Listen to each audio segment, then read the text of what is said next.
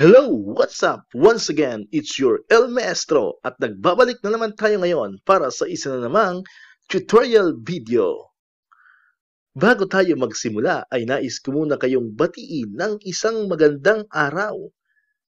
Kung bago ka lang sa aking channel, huwag na huwag mong kakalimutang mag-like, mag-comment, mag-share, at mag-subscribe sa aking YouTube channel at hit mo na rin ang notification bell para ma-notify kayo sa lahat ng mga bagong videos na aking i-upload sa mga susunod na araw.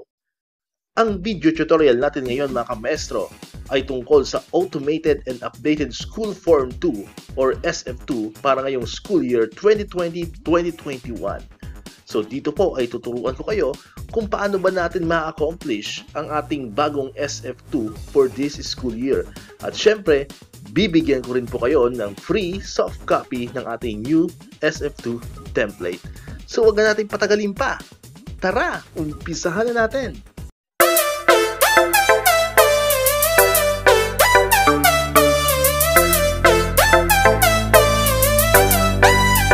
Araw muli sa inyong lahat mga kamaestro.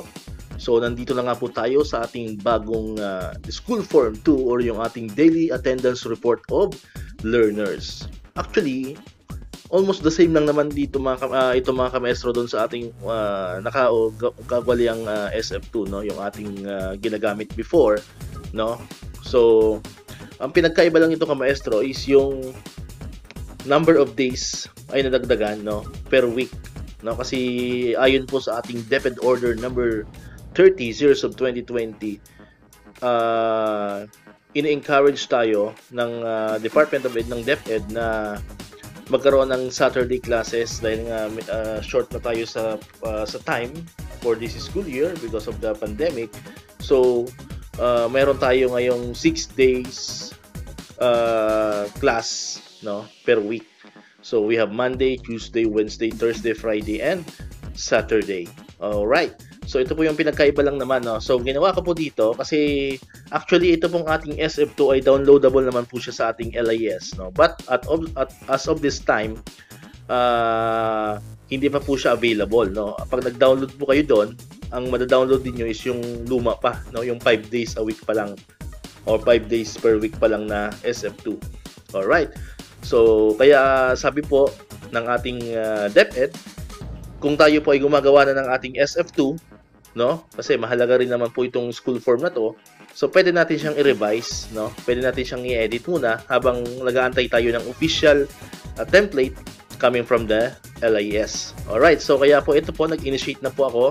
So, in-edit ko po siya, no? Ako po mismo yung nag-edit nito, itong ating SF2.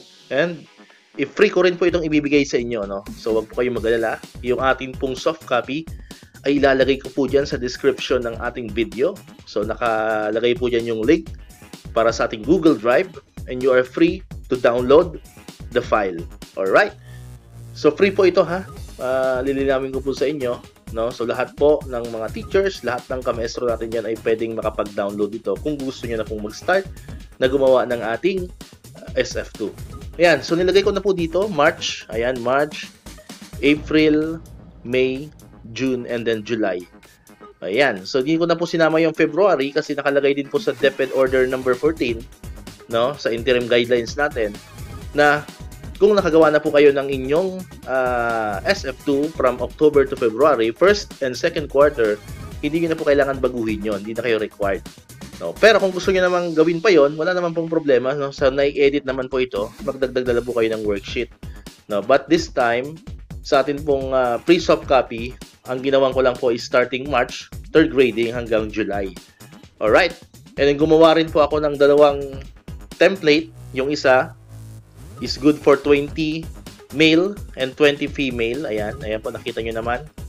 20 male and 20 female. Then kung marami naman po kayong estudyante, meron din po akong isang template na ginawa, kasama rin po rito sa link na nakalagay dyan sa ating description ng ating video. So meron din po tayong ginawang 30 male and then 30 female para hindi na po kayo mahirapan mag-add.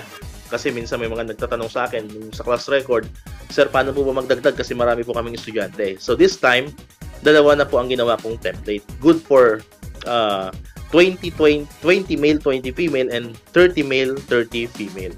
Alright. So, paano ba ito gumagana? So, simple lang naman ka, maestro, no? So, all you have to do is to edit. Siyempre, edit mo yung name of school, school ID, then school year, okay na yan. Huwag yun ang galawin yan.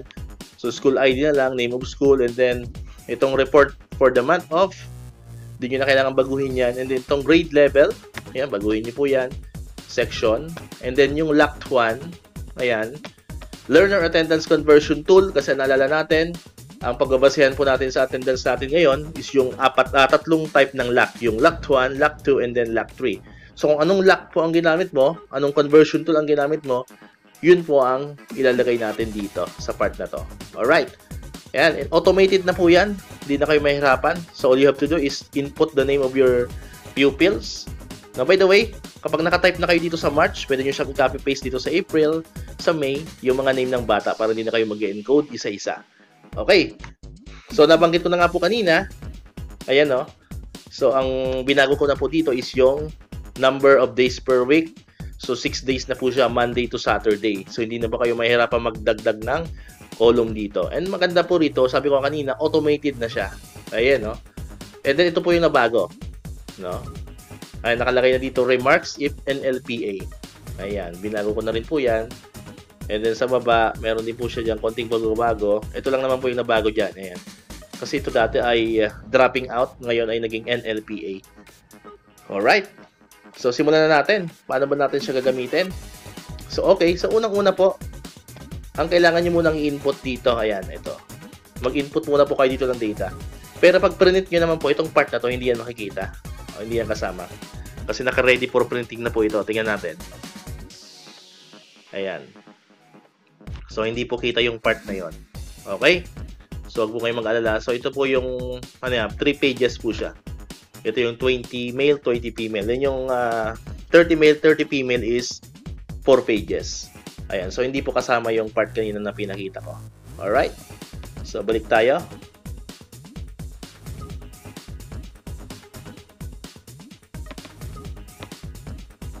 Ayan. So, ang maganda nga dito, sabi ko kanina, automated na siya. So, let's try. So, for example, total number of school days for the month. So, ilalagay mo dyan. Ibawa, for the month of March, ilang araw ba yung school days or yung pasukan sa March? So, for example, 25. So, ilalagay lang po dyan yung 25.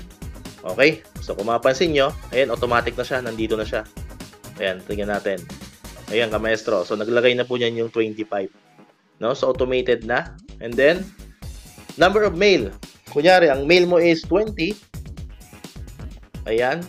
And then, yung female mo din is 20. Ayan. So, lalagay mo. Napakalaga po nitong part na to, ha.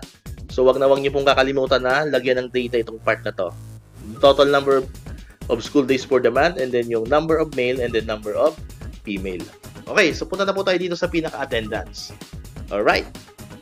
So, for example, ayan, pag present, syempre lalagay mo lang 1. Ayan, 1, 1. So, automatic na po siya dito nalabas. Ayan, nakita nyo naman dito, number of days present is 3. Kasi 3 days siyang present. Alright. So, kunyari, ang gamit mong conversion tool is yung LAC2, yung sa communication effort. Kunyari, sa isang linggo, 2 beses dapat kayo magkakaroon ng distribution and retrieval of module, or pwedeng sa cellphone, kailangan makikipag-coordinate sa inyo ang mga magulang. So, for example, sa isang araw is equivalent to 3 class days. For example, sa distribution of module, nagparamdam yung magulang or yung bata. So, automatic yon 3 days na siyang present. Alright? And then, pangalawa, no, yung retrieval of module, hindi siya nagparamdam, no? Hindi siya pumunta ng school, or hindi siya nag-communicate through text or through messenger, as in wala. So, absent siya nung time na yon. So, absent siya ng isang araw, or ng isang communication effort is equivalent to 3 days. So, absent siya ngayon ng 3 days. Ayan. And then, kunyari dito, parati na siyang present. Ayan. So, LAC2 po ang ginagamit nating sample, ha? LAC2. Ayan. So, kunyari, present na siya parati. Pag absent, leave blank lang. Ayan.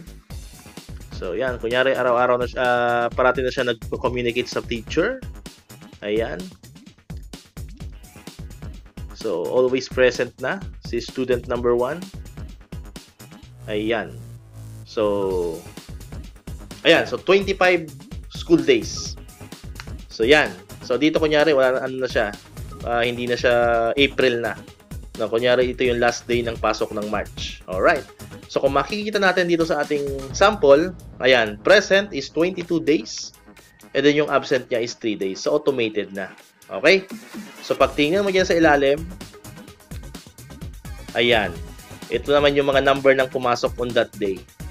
Okay? Monday, isa. Siyempre, isa pa lang yung na-encode natin. So, automated na po siya. Wala tayong problema. Hindi na kayo mag-compute.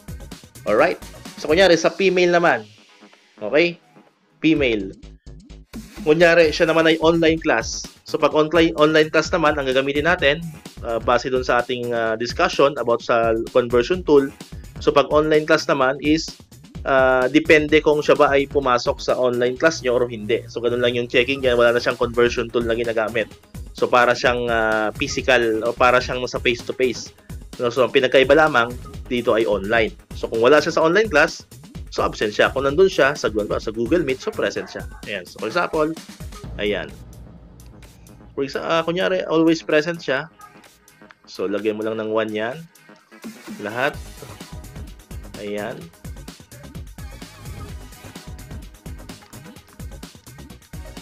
Ayan. And then, hanggang dito, hanggang Monday.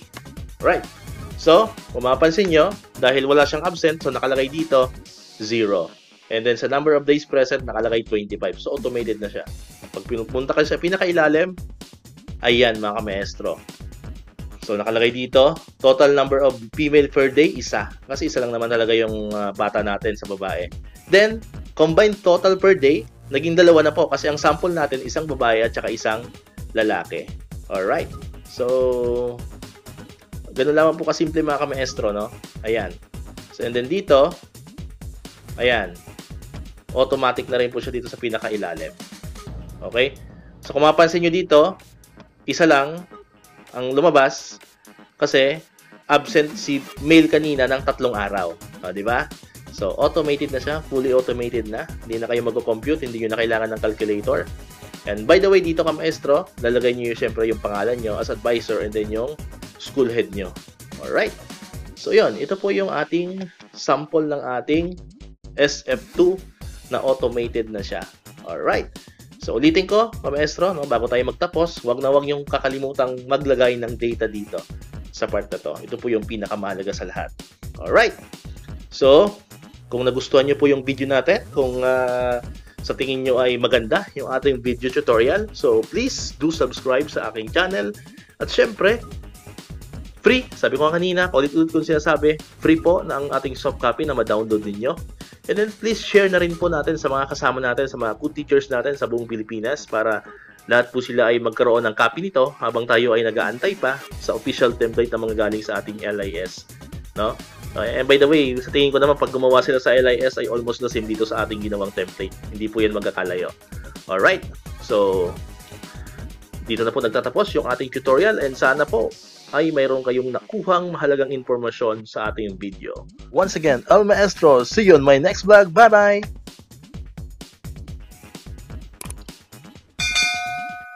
1, 2, 3, come on!